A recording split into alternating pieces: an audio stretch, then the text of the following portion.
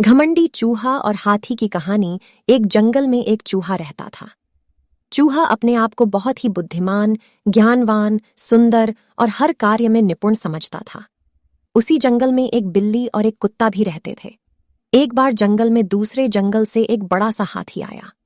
हाथी को देखने के लिए जंगल में जानवरों की भीड़ लग गई। सभी जानवर कहने लगे, देखो, ये हाथी कितना बड़ा है, कितना विशाल और कितना ताकतवर है। हम लोग तो क्या, इस जंगल में कोई भी जानवर इस हाथी के सामने कुछ भी नहीं है। जानवरों की बात सुनकर चूहे को हाथी से बहुत ईर्ष्या होने लगी।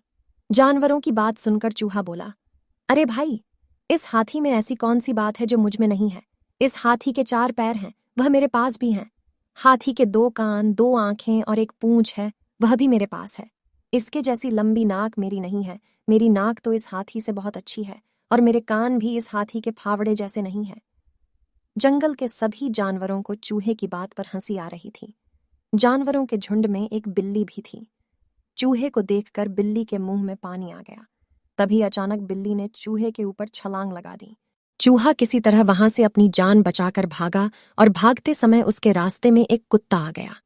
कुत्ता कई दिनों से भूखा था। अचानक अपने सामने चूहे को देख कुत्ते की भूख कई गुना बढ़ गई। कुत्ते को देखकर बिल्ली तो भाग गई, किंतु कुत्ता चूहे के पीछे पड़ गया।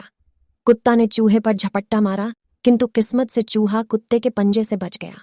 भागते भागते चूहा हाथी के सामने पहुंच गया। हाथी अपनी मदमस्त चाल में चला जा रहा था।